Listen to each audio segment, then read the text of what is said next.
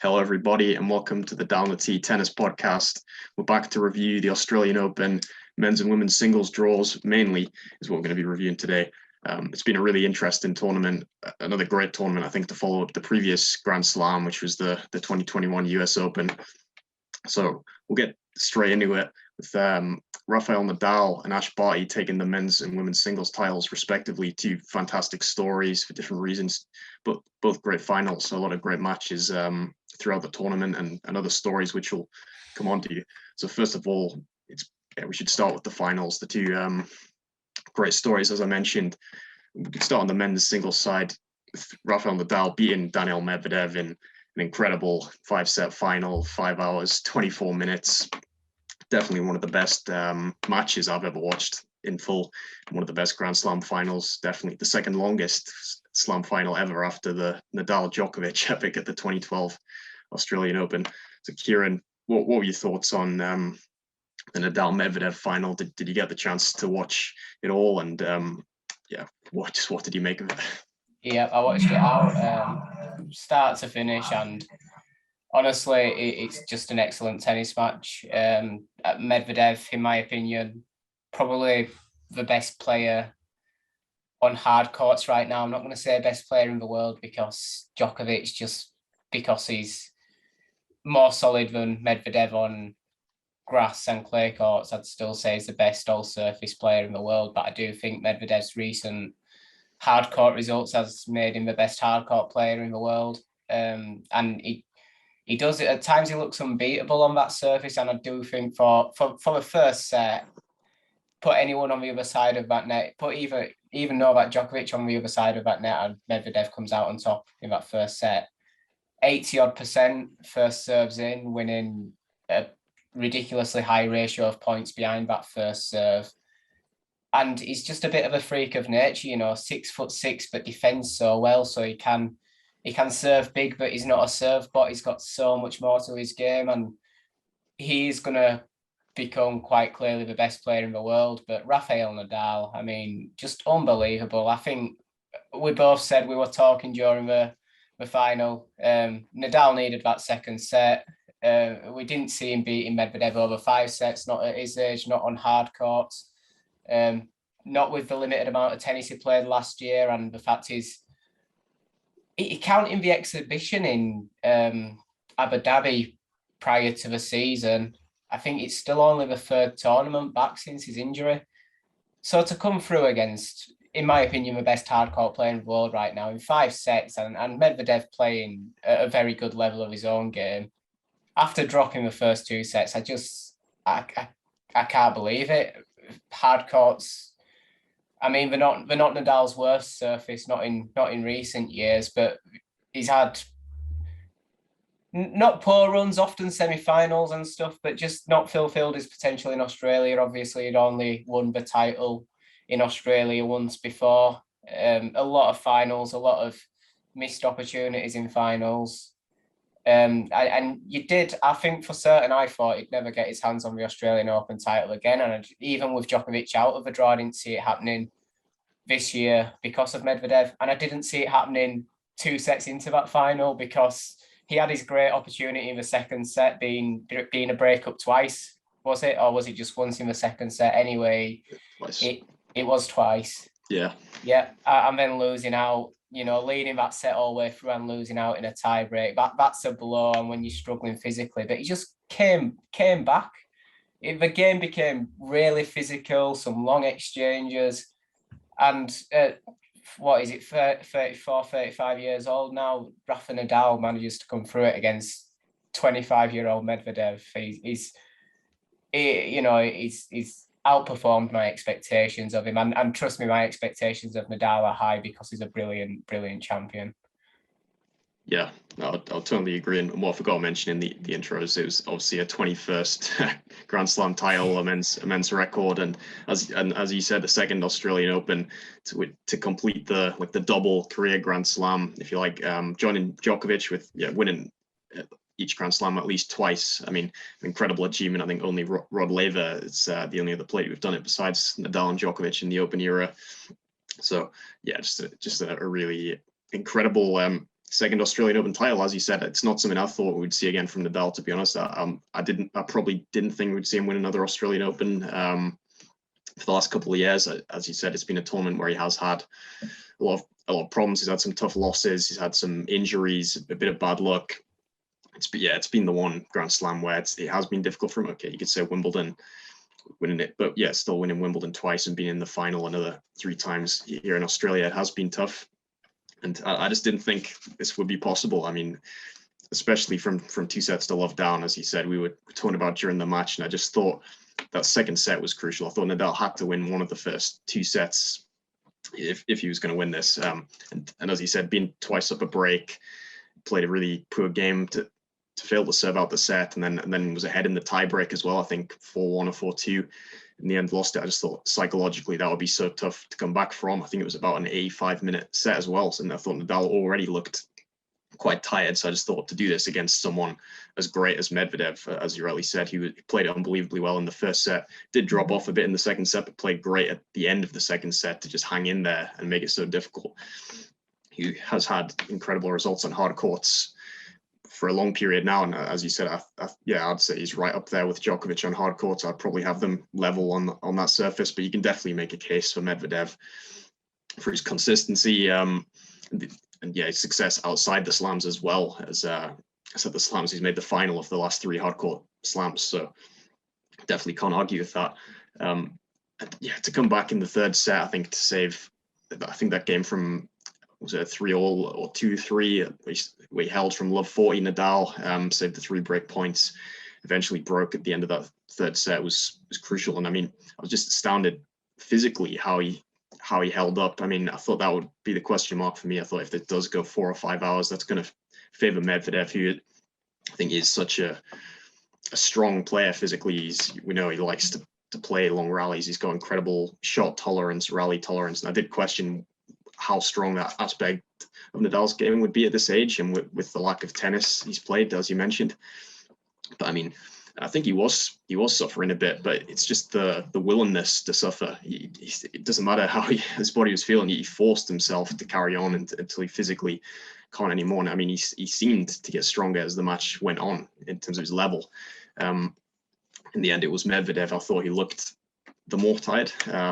So, I mean, it was just an incredible effort to come through in 5 sets and serve it out the second time of asking after losing that game 7 for the match. I think he's talked about it afterwards, and Nadal as well, the 2 Australian Open finals he lost to Djokovic and Federer. I think in 2012 and 2017, he was up a break in the final set of both of those finals. It looked like the same thing could have happened, but he said he believed that this time maybe it was going to go his way. So I think he absolutely deserved a second Australian Open title after the injuries he's had, the work he's had to do to come back, and some of the bad luck he's had at this tournament. It was just an incredible final, and a really tough loss for Medvedev, but honestly, I don't think he threw the match away. I thought he still played well from the sets 3 to sets 5. I think you could say there's a slight drop off, as I mentioned, physically, but I think it was more to do with Nadal just refusing to lose.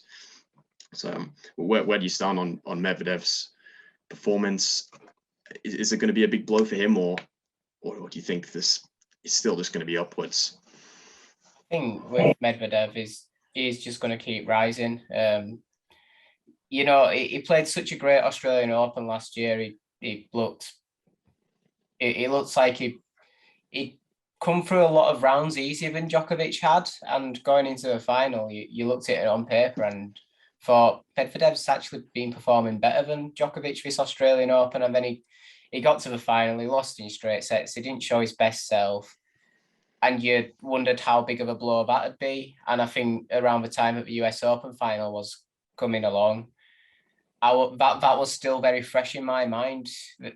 Back on hard courts, back up against Djokovic, and what happened in the Australian Open final prior, it brought back flashbacks of that, but no, he dug in. He performed at an incredible level in that US Open final. To dethrone Djokovic, it's no mean feat. Djokovic chasing the calendar year Grand Slam, and maybe wasn't his best self, but I think a lot of that was Medvedev kind of forced him to. He put him under a lot of pressure, and it was difficult for Djokovic to find his game. He was up against it.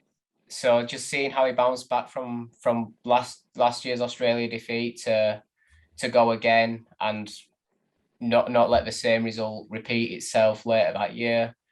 I just think he'll get stronger and stronger. These final defeats will only do him a world of good. How many final defeats did Andy Murray go through before finally getting his hands on a few slam titles himself? So, it's what is it? Is it 3 slam final defeats for Medvedev now? But he has won one in between. At some point, his record in slam finals it's gonna go towards 50-50. It may even climb above 50-50 because he has got brilliant mental resilience. That's where he leads a lot of his age group, not just in talent, but in that resilience, in mentality. So yeah, I think he will bounce back again. And I could see him getting his hands on one this year. I think US Open is his best chance. Roland Garros, Wimbledon don't suit him. I think maybe he could come good at Wimbledon. He does have some factors that that serve is going to be a factor on grass courts, and also since the grass courts have got slower and you do see a bit more rallies at Wimbledon than you used to back in the day. Obviously he's fantastic in rallies. You've seen a lot of baseline players Murray's won Wimbledon twice. Djokovic, very similar player to Medvedev. How good is his Wimbledon record since getting his first all those years ago? So baseline players do kind of suit Wimbledon nowadays, and Medvedev is a fantastic baseline player. So I'm not sure I see him winning Wimbledon this year, but he's definitely going to be a factor in defending that US Open championship for certain. Yeah, I would agree on that. I don't think it's given the fact he's got that first Grand Slam title under his belt. I think had he not had that, this would have been more of a blow. I mean, it's going to hurt. But as you said, I mean, the 3 finals he's lost, 2 have been to Nadal and 1's been to Djokovic. I mean, there's not really any disgrace with that. And obviously beating Djokovic in the one he's won, I mean, he's had to do it the hard way. It's only going to get easier, you'd think, with him possibly improving more. Those 2 guys getting a bit older, and obviously he's going to be playing mainly his rivals at the similar age or younger, in a few years' time. So, yeah, I think there's definitely going to be more Grand Slam titles for Medvedev, and I would agree definitely on hard courts, and I think he'll become a factor at Wimbledon as well at some stage. If not this year, then the next year. I think he could definitely have some success on grass. A lot of talk about, is this an asterisk Grand Slam? Obviously, we talked about in the preview the situation with Djokovic's deportation. I mean, a really unfortunate situation, as we gave our thoughts on. I mean, obviously, as I said, it's really unfortunate for the tournament that Djokovic didn't play. I still think we had a great tournament. And yeah, there's been question marks of, would Nadal have won the title if Djokovic had played? But do you see there being any asterisk against this Nadal victory because of that? It's a difficult one for me. It is a difficult one. I think I said at the time, I think my views may have softened on this of teams slam title. I think because I'm such a huge team fan, to see his first title come against a draw where Djokovic was eliminated early due to, the situation with the line judge and a slam draw that didn't have Federer or Nadal in it. It did feel a little bit hollow as a team fan to finally see him win one, and it be that tournament. Because it's not Nadal's first, so I haven't been desperate to see Nadal win a title. I've seen it plenty of times, and just looking at the strength of the draw, pretty much.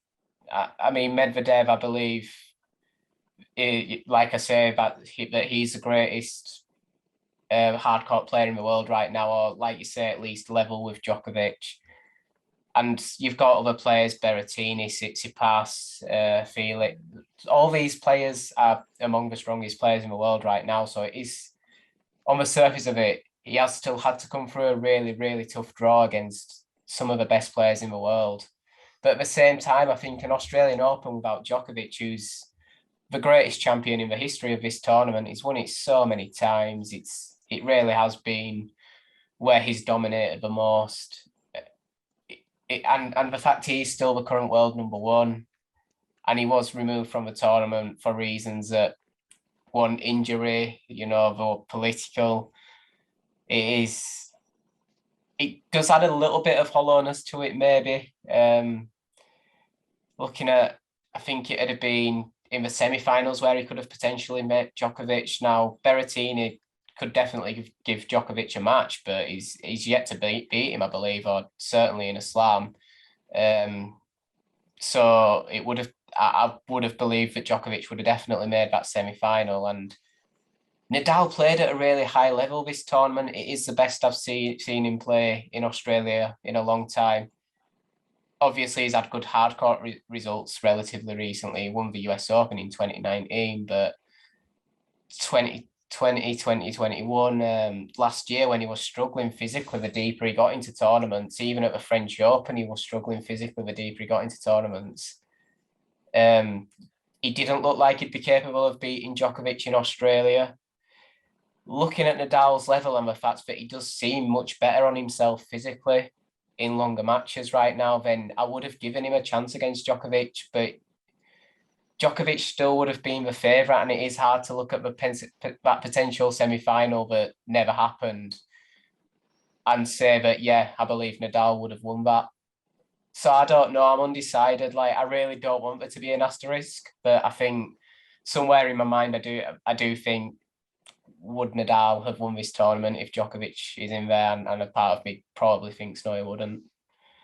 Yeah, I'd agree. I think it is a difficult one, and my thoughts on it are probably, as you said, it was tough what happened to Djokovic. I mean, I definitely don't agree with the reason from not being allowed to play the tournament. I think had he have played, yeah, I do think he would have got to the semi-finals. I would probably have picked him to beat Nadal, but I agree with what we saw from Nadal, particularly in the final. I mean, I couldn't have said that would have been a straightforward match, even given Djokovic's great recent record against Nadal on hard courts. I do probably think Djokovic would have won that. But having said that, well, for me, it isn't Nadal's fault.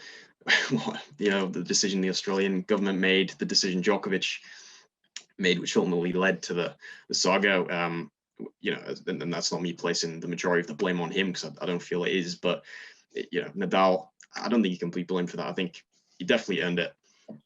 For me, he didn't have an easy draw. Maybe you could say it opened up a little bit for him. He didn't get all the matchups it looked like he might before the tournament, but still, I think going through a top 5 setter against Shapovalov, as you said, Berrettini in the semis wasn't an easy match, and then, I mean, to beat Medvedev in the final, for me, I mean, he deserves it for that.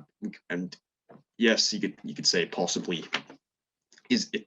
The definition of an asterisk would he have won had Djokovic played? But for me, I mean, you could look back at the 20 Grand Slam titles, the 21 Nadal's now won, and the 20 that Federer and Djokovic have won. I mean, there's odd ones in there, which you could say the same thing for. I would say probably both Djokovic and Federer's first French Open wins, where they didn't beat Nadal to win the French Open. So, I mean, you could say with Federer the year Nadal lost to Soderling.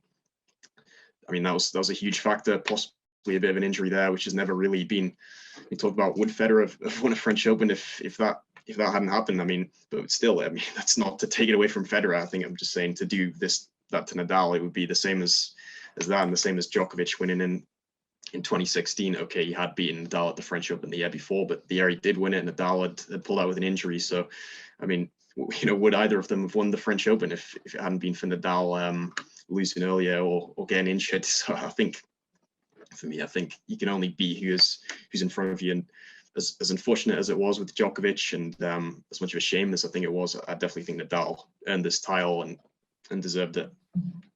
So, I mean, that's my opinion, but we'll move on to the rest of the men's draw. There's definitely plenty to talk about. We touched on some of the matchups there. And in terms of the other semi-finalists, Stefanos Tsitsipas was one of them. Berrettini we already touched on. I don't think, neither of us predicted Tsitsipas, I think, to get past the 4th round. This was a bit of a surprise run for me, given a bit of uncertainty over him going in with the wrist surgery he'd had late last year, and just the lack of tennis. But were you impressed by Tsitsipas?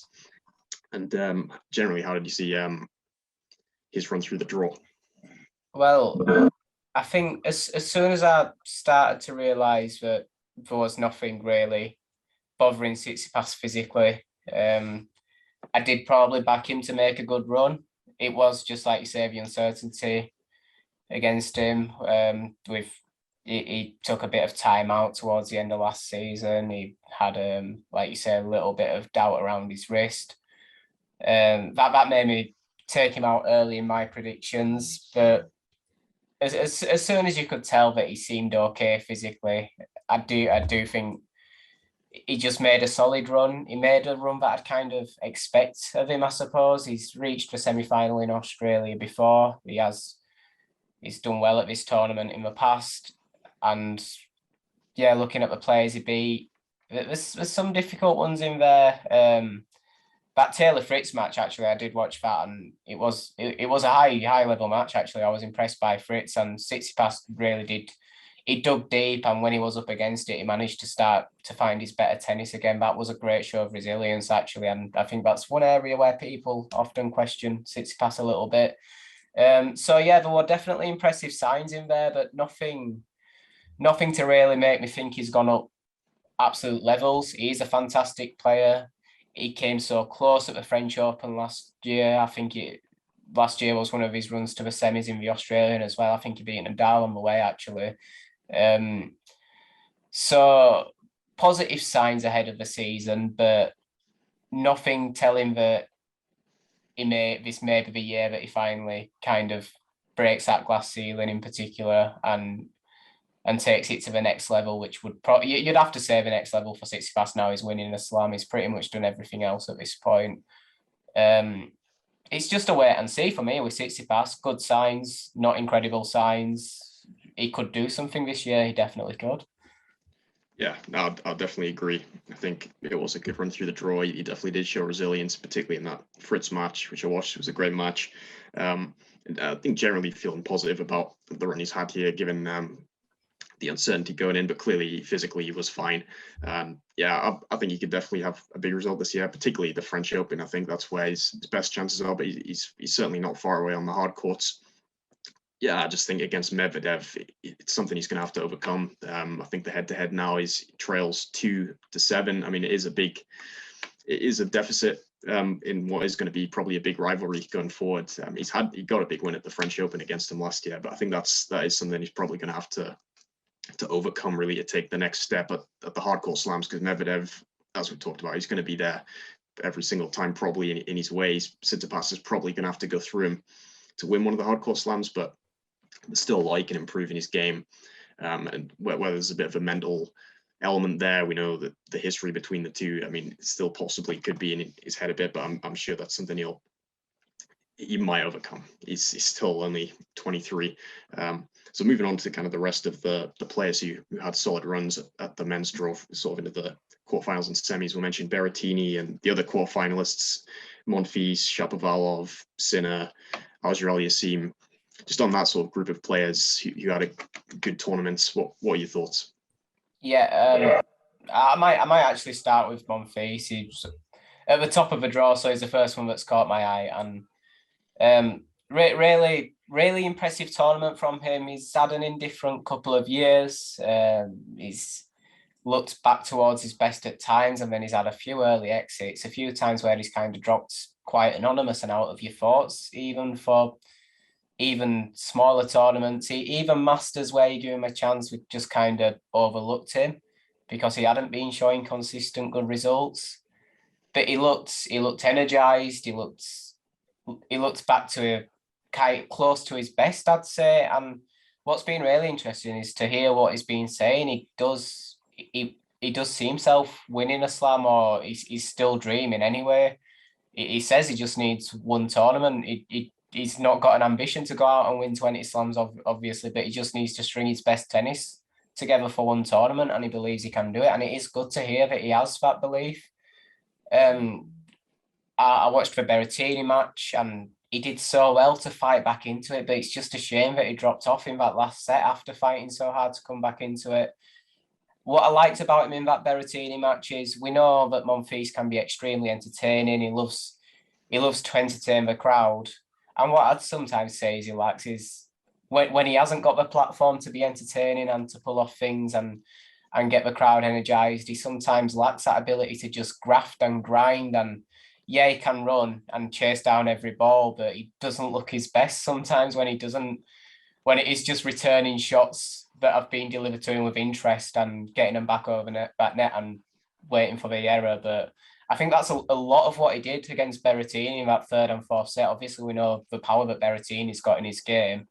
And Monfils just got his head down and grafted, and he couldn't pull off any tweeners. He couldn't really pull off any running to the net and taking the ball in the air, adding in a little jump as he likes to. He couldn't pull off any of that flair, but he just got his head down, grafted, and got himself back into the match. And I do think it is good to see him adopt that side of his game. Shapovalov, I tried to stay up to watch that match with Nadal. I mean, I just dropped off at 2:30 in the morning. It was over here. I think it was a 3:30 start for the game, so I almost got there.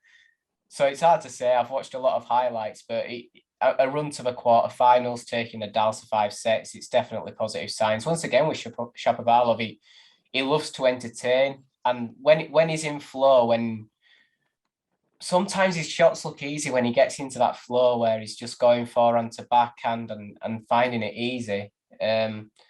He's got a stylish game as well. But once again, sometimes when he's dragged into a bit of a graft and he isn't finding his shots as easy and he hasn't been allowed to get into any kind of flow, he just struggles to pull off anything. The error count goes up massively with Shapovalov, but I think definitely encouraging signs getting to the quarterfinal and taking Nadal all the way. Yannick Sinner, I just see a quarterfinal at the Australian, just continuing positive signs for him. He's just going to keep going deeper and deeper in slams, and he's still at an age where he's got some improving to do, but we know Yannick Sinner, he's got that an excellent forehand, a really solid game.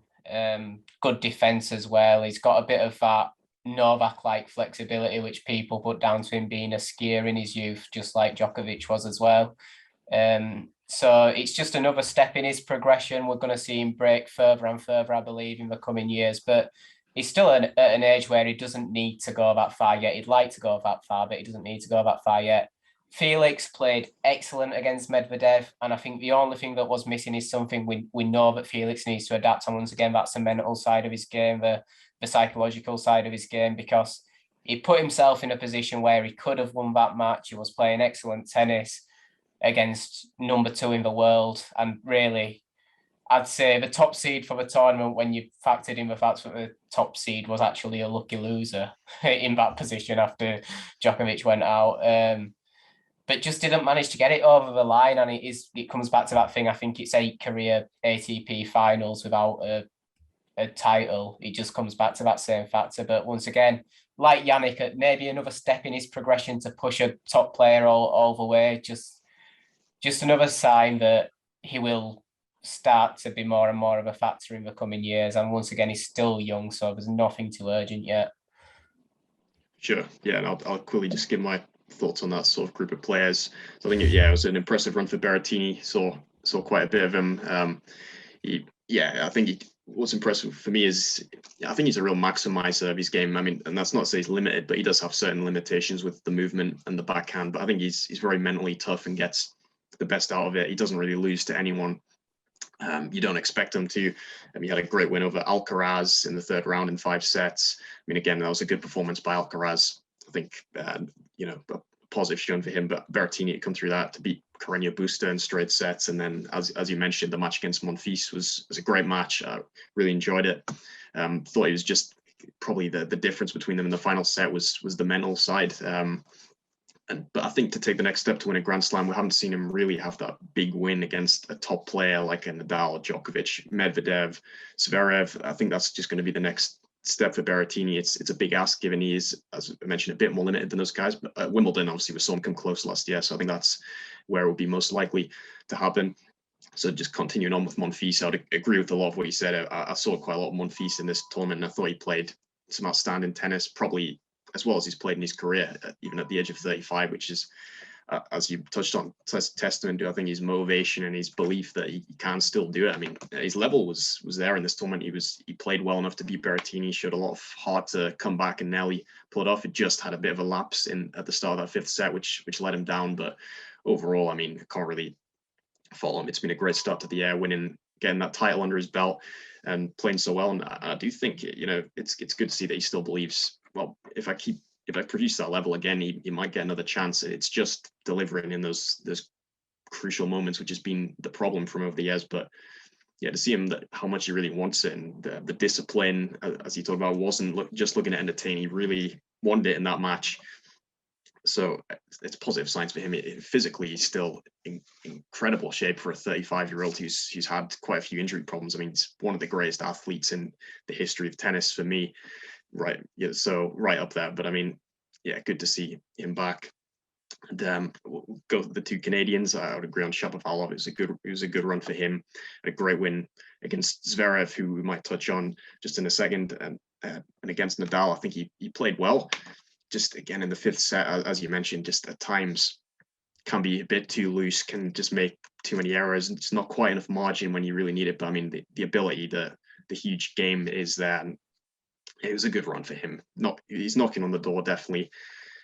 For Felix, I mean, yeah, I thought it was an outstanding performance against Medvedev. I think he played well enough to win. He just didn't win. Part of that was due to Medvedev's stubbornness, Medvedev's resilience. I think he didn't want to let him have it. And I think Medvedev said afterwards, he said he thought he was going to lose at 2 sets to love down, but I'm at least going to try and make him tie it for the next round. So I mean, that's Medvedev just refused to let him go there. And once he came back in, we obviously did believe he could win, saving the match point. But I mean, that showed how good Australia's team was. Medvedev obviously coming so close to winning the title, could have gone out there, and I don't think he was even bad in the 2 sets, even 3 sets where Felix was on top. So I mean, I think it was a big performance for him. Just needs to overcome maybe the mental hurdle to get that big win, but I think he'll take a lot from that. And as you mentioned on Sinner, I think not too much to say. It was just a really good run. He did have a good draw up until the match with Tsitsipas, where he was, by all accounts, just outclassed by a great performance by Tsitsipas.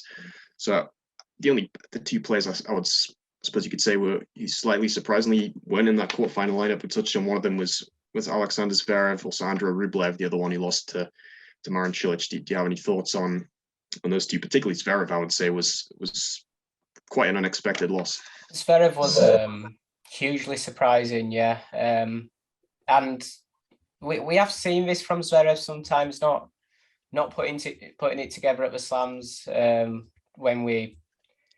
especially with, I mean, he had a great year last year in terms of his results, and he I don't know, he got a lot of kind of long runs, but yeah, he didn't break through and get. Did he even make a final? I don't think he made a final last year, did he? No, 2 Medvedev finals. Yeah, 2 semi-finals. 2 semi-finals last year. So I do think he's still got a lot of growing to do at the slams. He just never seems to get it together, really, because he's at that ability level now where he should be breaking through into finals.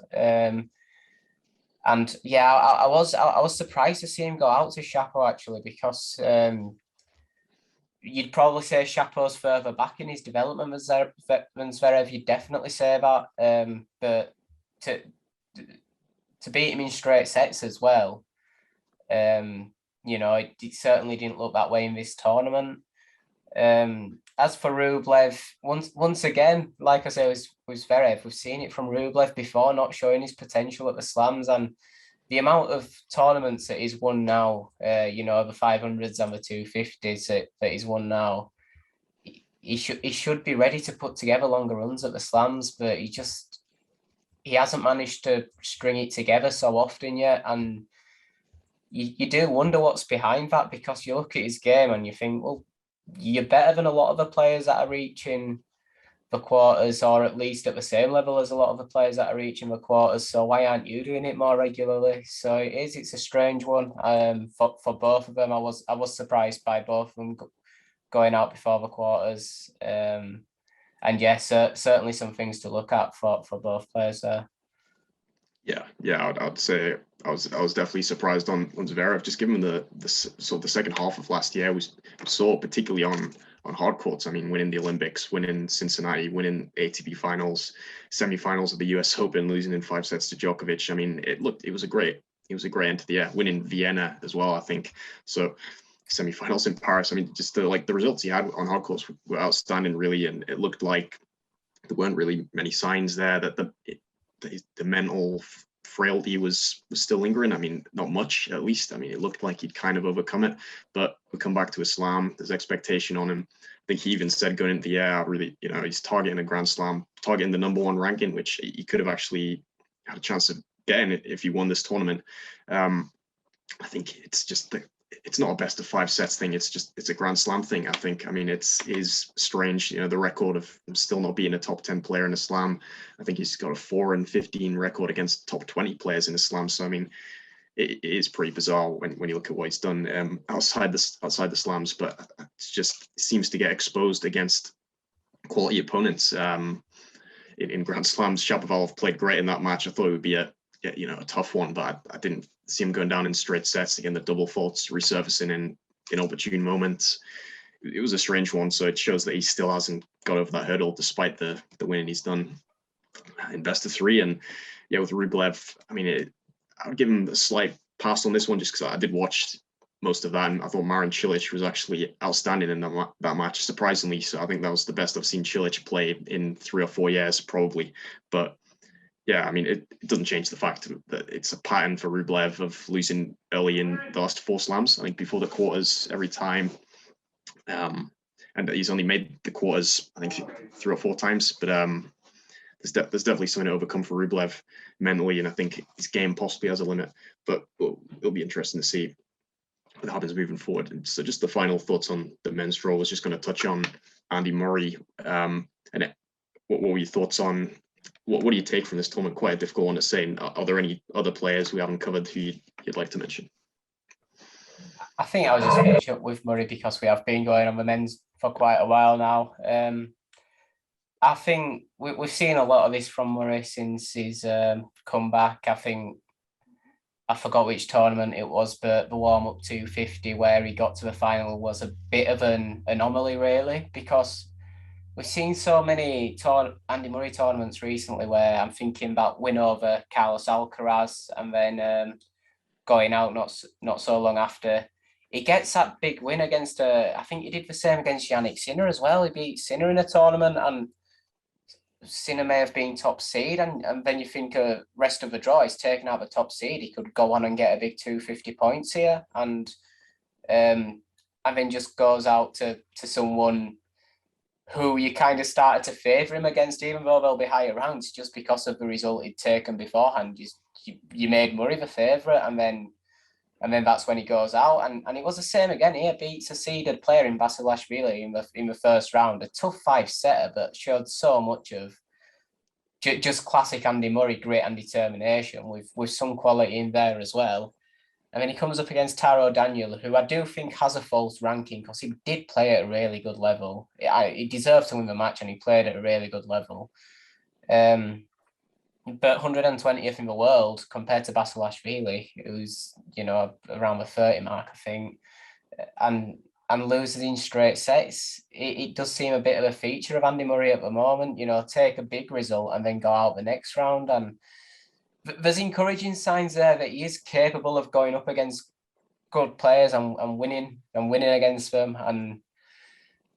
But you do say that maybe he's just got a problem physically. Yeah, he can show that grit and determination to get through a 5-setter, but maybe he's not leaving himself much in the tank for the next round afterwards.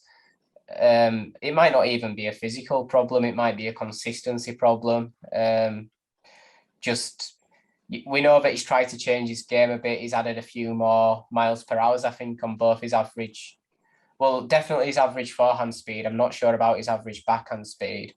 And maybe that extra bit of power he's trying to add to his hitting is struggling to maintain it as consistently. Either way, I'm not taking a second round defeat to a below 100 ranked player as a devastating blow for Andy Murray. He still came through a tough first round. And it isn't like it's not something we haven't seen throughout his comeback. It is actually a consistent feature that's been happening, taking a big result, going out straight after. So nothing's changed there. Yeah, no, I think that's a fair assessment. And yeah, for me, obviously we don't know. I think he said it wasn't after the match, but my take would be that it probably is a physical thing. It's hard to know for sure, but yeah, I agree. Daniel played great in that match, but I think possibly after the tough 5 set, the great win that you mentioned, and also the tennis he played in, I think Sydney the week prior, it had to have taken a bit out of him. I think it was a great result to get into that final. So I think we'll judge him more probably. We say the next Grand Slams whether he'll play the French probably, but certainly at Wimbledon, where he won't, you'd think, be playing the week before the tournament as well. We can probably give a fairer assessment of whether it's physical then. But yeah, not a disaster. So we'll move on to the women's draw, women's singles. Ash Barty becoming the first Australian Open winner from Australia since Chris O'Neill in 1978. I mean, a fantastic story that they haven't had a home champion for a long time in the men's or women's. So being Danielle Collins in the final, who I'd say is a surprise finalist, but someone we definitely knew is capable. What did you make of the final and Barty's victory? Well, after the first set and maybe the start of the set, well, not the start of the second set, but after the first set, I thought this is going to be a straightforward 2 sets. In the end, it wasn't it was still 2 sets, but it wasn't straightforward 2 sets at all. Danielle Collins, she should have won that second set, really. Did she have a double break at one point? Yeah. It was unfortunate for her, but she'd put together a really great run. I mean, beating Iga Swiatek in the semi-final, even results before that as well. I think she come a lot further than anyone expected. She is a talented player. She has made decent runs at the slams before, but I don't think anyone really saw him breaking through and making a final. So a great tournament for her. But Ash Barty, I mean, I've got to say, I've been quite unfair to Ash Barty. I think I did recently say that I do believe she's the best women's player in the world. But I don't think I rated her highly enough. I think there's still a part of me that thought, well, when Naomi Osaka actually, when she's playing consistent tennis and when she's in a good place mentally, I probably rated Osaka higher because I think I have got a bit of a bias towards just brilliant baseline hitting. I think because of that's been what tennis has been for a lot of my time growing up and watching the game and playing the game. Like your fundamentals is strong baseline hitting, and players who have that tend to be the best players. I kind of underrate Ash Barty because she's more variety based, but also I do underrate her from the baseline as well. She's solid from the baseline. She can attack from the baseline. I gave her so much praise for her variety, which she deserves praise for, but I don't ever give her praise for the quality of her baseline hitting. And one thing about Ash Barty that I don't think Osaka has, I don't think Swiatek has, I don't think anyone else around the top of the women's game has to the same level as her at the moment, is tactically. She's a fantastic tennis player. It's like every point is played with intent. She does mix it up because if she sees an opportunity to bring her opponent to the net and her opponent is uncomfortable at the net, she'll take that opportunity to bring them to the net. If she sees the best way to attack a point is to just try and hit through and stick to some solid hitting from the baseline, then she'll do that, or she'll come to the net herself. She mixes up a game so fantastically, but she's solid in all aspects of tennis. And I do think that is why she stands alone as the best player in women's tennis. She's certainly the most consistent out of all the top players, and tactically just an incredible player. I don't know what you're expecting on the opposite side of the net to her, because you're expected to play so many different points where you're facing so many different balls, and all the balls that you're facing are good balls as well. So yeah, definitely, I think even more she's established herself as the number one in women's tennis for me right now. Yeah, for sure. It's third Grand Slam, and she's now won 3 out of the 4, only missing the US Open. So I think definitely calendar. No, that was the calendar. I was going to say career Grand Slam is a real possibility. A calendar Grand Slam, you know, she has won the French Open and Wimbledon, and she is pretty dominant at the moment. So it'll be interesting to see if she can win Roland Garros. We'll be halfway there, like we saw last year on the men's side. But no, I mean, I agree with a lot of what you touched on with Barty. I mean, brilliant tactical sense, the variety. I mean, an unbelievable slice backhand. I think definitely the best in the game, which is so difficult to deal with. But as you mentioned, like probably an underrated baseline game, especially the forehand is a great shot. And I mean, the serve, I think, well, not just for a height, but I mean, particularly when you consider height, the serve is unbelievable. What she gets out of it, how solid it is. You've got a kick serve on the second serve as well. So yeah, I mean, she's extremely tough to beat right now, mentally tough as well. I mean, dealing with the expectation, as I mentioned, the drought that they've had at the Australian Open for an Aussie winner, dealt with that so well. I mean, she didn't even really come close to losing. I mean, the final was the most competitive match, and it was a good match. I really enjoyed it. I thought Collins played really well for most of it. The first set was, I think, probably more competitive than 6-3 looks. And then, as you mentioned, I think 5-1 up in the second set. Collins, double break. I don't feel like she completely threw it away. I thought Barty was just, unbelievably resilient and just went to another gear there. Maybe one of the games, Collins made a couple of errors, and then, she forced it into a tie break. And there was only going to be one winner there, I think, after that turnaround. So, but yeah, just a brilliant way to close it out. It was a fitting final that she was tested it a bit, but she dealt with it. She came through. I mean, before that, I mean, she was barely losing games against great players. It was an unbelievable run. I mean, obviously not losing a set and only one tiebreak in there. And I think besides that the next most competitive set was dropping 4 games, and that was only once. I mean, it was a pretty dominant sweep to a title. So incredibly impressive from her. On Danielle Collins, I mean, the 27th seed, we have seen her make the semi-finals of the Australian Open in 2019, which was her best Grand Slam result. But this was a surprise run for me. What did you make of it? Yeah, I was surprised. I definitely didn't pin her down for the semi-final before. I do remember her. Well, no, I didn't pin her down for the final before. I do remember her making the semi-final, and I was surprised by that run. I remember being surprised by that run as well. So, I think because of kind of how low seeded she was, yes, she was a seed. Recent results, which she's one of the many players in the women's game that can be a bit up and down with her results. I didn't pin her down as a finalist for definite, but I think she was a deserved finalist. I think Swiatek, I was impressed with her this tournament, but she swept through Swiatek, to be honest, in straight sets. The first set a bit tough, but she ran away with it in the second set. And I don't know, players like Cornet as well. Cornet was a surprise run, but can't say that it's that unexpected. She is a good player. She just maybe hasn't put together long runs recently, but she definitely has it in her locker. So she's come through some quite tough players to get to the final as well. You can't say, well, she was lucky with the draw that she faced. She wasn't at all, and a deserved run to the final, a surprise run to the final, and an encouraging sign for her for the season if she can keep that up. Yeah, absolutely. I think she's moved into the top 10 for the first time.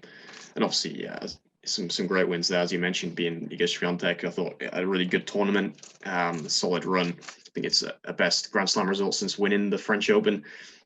So, I mean, really positive for her after, I think we talked about in the preview, she had really consistent Slam results last year without that big run. And I mean, the semi-final, definitely a good showing on what isn't her best surface yet, but definitely signs for her on hard courts that she's developed. Touched on another couple of players there, who, at least Cornet, who had a couple of big upset wins over Muguruza and Halep, but also saw Madison Keys, unseeded player, reaching the semi-finals, but someone we've seen reach a major final before. We know has been a serious contender in the past, but she won the title in Adelaide coming in, so it's been a resurgence for her. What were your thoughts on the run of Keys and a few of the other players who made the quarters? Yeah, I think it's definitely an exciting period for USA tennis on the women's side. I mean, they've lost. Well, they haven't lost Serena, but Serena's on her way out. We don't know when we'll see her again, or if we'll see her again, to be honest. But they do have a real swell of talent at the moment. Madison Keys, she broke through when she was quite young, showed huge potential when she was younger, lost a lot of consistency, um, dropped in the rankings a fair bit, but she's on her way back now, and she's still only 26 years old. So she's reaching an age where maybe she could finally fulfill that early potential she showed. And then Jessica Pegula making another long run as well. She's had a couple in the past. And yeah, getting to the quarterfinals is it's going to do her a world of good again. Amanda Anisimova coming through a tough match against Naomi Osaka once again showed a lot of potential when she was much younger, to be honest, when she was a teenager still. She's still only in her early 20s, I believe.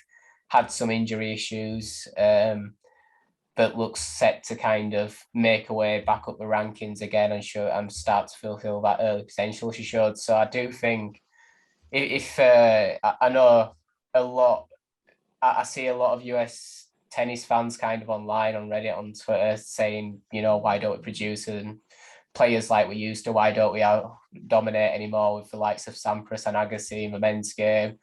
And I think it is a big blow for him to be losing Serena and Venus as well, with both of them coming towards the end of the career. But they can look at a swell of talent in the women's game for certain and be really, really encouraged.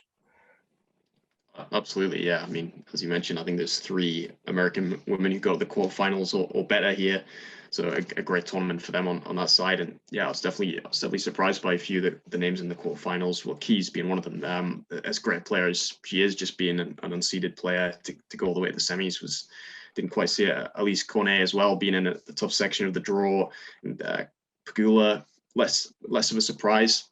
I suppose Kim I think she made the quarterfinals here last year as well. But Kaya Kanepi is definitely one I didn't see, being Arina Sabalenka in the 4th round.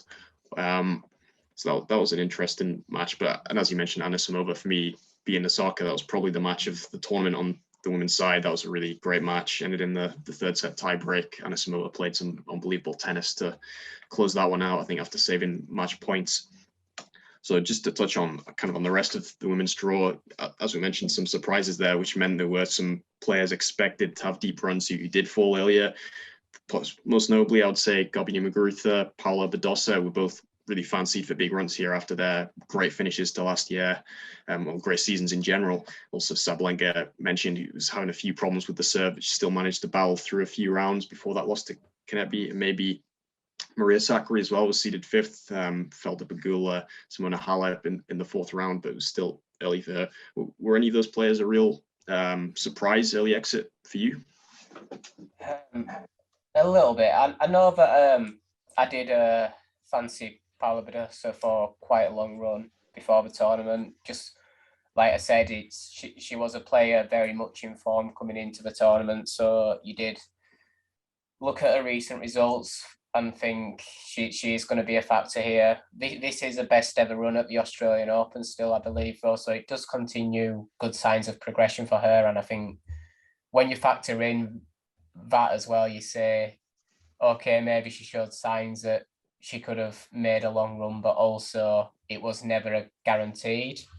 I predicted Garbine Muguruza to win the tournament, I think, but that was partly just to mix up his predictions a little bit. I certainly saw her making the final, though, so I think it's I don't know if it's similar to what we saw last season from her, because I think when her results dropped, it was largely due to injury more than anything else, and coming back from injury and just taking time to get back to her best. Whereas here it was quite a surprise defeat against a player who really came into her own in the tournament, you'd have to say. That it was certainly a surprising result, but when you look at the results Cornet got after that match, you'd say, it's not that big of a surprise, really. Sakkari, I've been predicting her to finally break through and get at least close to a slam win for quite a while now. I do think she's got so many elements to her game that I think she may be a slam champion at some point in the future. But it's nothing really surprises me in the women's draw. A lot of it is I can see this happening, but it might not, because we always get surprises. So to be honest, I even though a lot of the quarterfinalists I didn't see get into the quarterfinal, I still don't see it as a massively surprising Australian Open on the women's side. Certainly the most fancied player for the title ended up with the title. A lot of the players that we expected to make decent runs at least got to the fourth round. And yeah, there were a few early exits for players that we didn't see going out early, but it is the women's draw, and you always get that in the women's draw. Yeah, no, would agree with that, definitely. I mean, yeah, as you mentioned, Muguruza and Badosa probably the more surprising ones, but it does happen. And I mean, they both lost. I mean, I think Cornet was pretty inspired against Muguruza, obviously backed it up against Halep. Badosa, I think, ran into Madison Keys. He was playing outstanding pretty much all the way up until the semis, where she wasn't at her best. So they were dangerous players they ran into there. And as far as Sakkari losing to Pegula, again, we've seen it from Pegula that she is capable. She is 21 seed, but can play better than that, certainly on hard courts. And Sabalenka, as I mentioned, was going through some problems on her serve with the double faults. I mean, she did really well to battle through, and Nelly actually reached the quarters there, losing in the third set tiebreak to Kanepi, who had a really good run, being Angelique Kerber in the first round, which was a pretty bad prediction by me for Kerber to reach the quarterfinals. But no, I would agree. I mean, you've got to expect a few surprises with the seeds in the women's draw.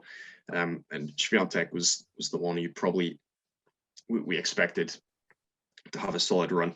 So just touching on the rest of the women's draw, I suppose Emma Raducanu would be another big talking point. Got a great win against Sloane Stephens, and then had a pretty crazy match against Danka Kovanic, where she lost in the second round, but she obviously was dealing with a really severe blister on her hand. She was forced to play slice forehands for most of the match. What did you make of that match, Raducanu's run, and is there anything else on the women's draw you'd like to touch on? I think with Raducanu, we've got to recognise that this result took her to a career high, and that just shows how early she still is into her career, into a senior career. So the second round, like you say, that match against Danka Kovanic, I do think she was good for a win there. She started the first set really well and then ended up losing the first set. Those issues settled in. She adapted really well to the issues she was having, actually. That slice forehand was doing all right until I think Kovanic started to get on top of it a little bit, regrouped a bit and managed to make the most of it. I think it's hard to say from so early in the match, but the way that Raducanu started that first set before the issues settled in, I think she would have won that match, and I think she would have gone further in the tournament if it wasn't for, just that unfortunate blistering she was having on her hands. And it's a shame, really, but you see people that don't follow tennis that closely, that are just so keen to jump on anything they can, saying, it's more proof that she's just a flash in the pan. I don't believe that at all. Like I say, still very early in her career, and she's at a new career high ranking. She was unfortunate in this tournament in the nature in which she went out. So, just keep your eyes on her. This year's all about building, just trying to get more experience under her belt for me. She's already achieved what I imagine she's dreamed of achieving since she was a kid. And I'm sure she'll want to achieve more and more of that. But she, like I say with any young player, she's in no rush. There's plenty of years ahead of her to go out and achieve more. So just as long as she continues to show some positive signs this year and build, then I don't see anything as too devastating. A second round defeat, it's not devastating to me. No doubt about it. I agree. I think I only see positives really from I don't think she could have done much more in the circumstances, as I mentioned. I mean, it was a great win against Stevens in the first round, which a lot of people thought she'd maybe struggle to get through that one, but I thought she played great in most of that match. And against Kovanic, yeah, she did the best she could, I think, in the circumstances. She actually showed a lot of grit and resilience to make it as close as it was, and as you mentioned, have a chance to win it. Both those first and third sets, it was a really tight match. Kovanic, although, actually played well to get over the line. So she showed great adaptability as well to play without a biggest weapon, and to use a really effective slice forehand. So I think we've just got to be patient again and take this as another sign that she's got the right mentality. Not that there should have been any doubt over that, as she's a US Open champion. So yeah, a positive run for Raducanu. So just before we finish, we'll touch on the men's doubles result, because it was a notable one, with Nick Kyrgios and Thanasi Kokkinakis winning the title. I mean, a pretty crazy run. Saw the final and parts of some of the other matches. There's some incredible atmospheres, some of the most wild atmospheres I've seen in tennis crowd, or probably any sports crowds. What did you make of the special K's lifting the title? Yeah, brilliant to see, absolutely wonderful to see, hugely entertaining as well. And a reminder that doubles tennis can be incredibly entertaining. It's so often overlooked, and I get that there's so much tennis to watch, it is difficult to sit back and watch some doubles as well, with the time that people have on their hands. But it was certainly worth a watch. And what's surprising for me is, I've got a love-hate relationship with Nick Kyrgios. I do think he's fantastic. He's a entertaining player to watch, but I do think sometimes he crosses the line for me a little bit.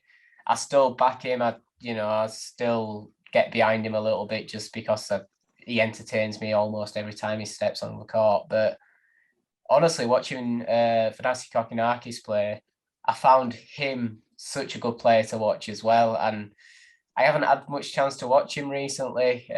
He won the title, was it in Adelaide, I believe? He showed a lot of promise when he was younger, and once again, a player that's had a lot to deal with injury issues and bouncing back from those. But no, an incredibly entertaining player to watch, and I was enjoying watching him but this is what surprised me, that I was enjoying watching Kokkinakis just as much as I was enjoying watching Kyrgios. I mean, some of the winners he was hitting on that forehand, the change of direction down the line a lot to hit a passing shot was just unbelievable, and he did it so consistently. And I know he had a disappointing early exit in the singles draw after winning that title in Adelaide, but I think really good signs for him for singles and doubles, for the level that he played at in that doubles tournament. I think hopefully he's over those injury issues now, and he gets to play more and more on the tour, because I could see him rising definitely into the top 100 and even higher than that. There's definitely a lot of talent there still, even with all that he's had to go through. And Kyrgios, he's always, like I say, he's always box office, and it is good. It's good when we get these stories in doubles that get people watching doubles. I think Andy Murray winning Queens with Feliciano Lopez a few years back was another one, a bit like that. But what it is with Kyrgios and Kokkinakis, just the pure energy and the unpredictability about the play. Something that maybe we don't see in doubles too often, because it is so clinical and tactical now, and there is kind of predetermined routes to victory. But what they kind of did was rip up the book and just did their own thing, and did it so well, and took it by storm. It is a great story from this Australian Open, and I hope to see more of them in doubles. I think they said they're not sure about Wimbledon because they don't see him suiting best of 5 sets in doubles, but they're certainly thinking about the US Open. So it'd be good to see. I'll definitely have my eyes on that. And I hope they play Wimbledon in doubles as well. Kyrgios loves Wimbledon, and I'm sure Kokkinakis, if he's not part of the singles draw, because that would be in doubt at the moment, I'm not sure he's got the ranking for it, and I'm not sure he'd be in line for a wild card. But I'm sure he'd take the chance to come over and impress the Wimbledon crowds, because it's a great thing to be part of in tennis. So hopefully we do see more of them. Absolutely, yeah. I thought it was great to see. It was a great story, and I totally agree. They're both great great players to watch. Just both incredible talents. The ball striking ability they've got. Yeah, their personalities together. It's just really, it's good to see them. Just how two great friends. How the reaction they get from the crowd, and absolutely, it was a great story. Yeah, I didn't think Nick Kyrgios would win a Grand Slam title. Okay, it's in doubles, but still, I mean, to win, it's not easy to do. I mean, they took out Mektic and Pavic, the top seeds, I think, in the third round. So I mean, they had a great win there. I mean, several great wins. So obviously against specialist double teams pretty much throughout. So it was a fantastic story, a fantastic moment for both of them. I think probably a career highlight. Well, they both said it was the best moment of their career so far afterwards. Whether they'll go on to surpass it is unlikely. I mean, Kokkinakis' side is a possibility, given I think he's probably got greater commitment to his singles career than Kyrgios. But still, even if, I mean, a Grand Slam title in whatever form is an incredible achievement. So I'm pleased for them both. And I agree. I hope we see them play some more doubles this year. I think they've already got a good chance of qualifying for the ATP finals. Someone pointed out after the match, which is great. I mean, hopefully they go there. If they play a few more tournaments, just get a few more points on the board and play there, as you mentioned. Hopefully they go Wimbledon, the US Open. And Kyrgios says he's not playing the French Open already. So yeah, I think he's probably going to miss the whole clay court season. But there's plenty of other events they can team up at. So that would be a great story if they can play that. And on Kokkinakis, I agree. I think if he can stay healthy, I think he could be definitely top 50, possibly by the end of this year, I would say, and going forward, possibly even in the top 30. I think that's how talented he is. Probably even had a higher ceiling than that, I would say, before the injuries. So definitely, if he can stay healthy, I think in a few years' time we could see him come close to his potential. And with Kyrgios, I just hope we see him as much as possible. We know how great an entertainer he is. Didn't mention earlier the incredible match I thought he played against Medvedev in the second round of the singles. I mean, that was for me one of the matches of the tournament. So yeah, it was great to see both those guys. Hopefully, more to come. And that pretty much brings us to the end of this Australian Open review. It's been a pleasure. It was a great tournament, I thought, especially in the difficult circumstances, as we mentioned, losing the world number one. I think it was really as good as it could have been, given that so many great stories that we've covered. So thanks everyone for listening. Thanks, Kieran, as always, and we'll be back with another podcast soon.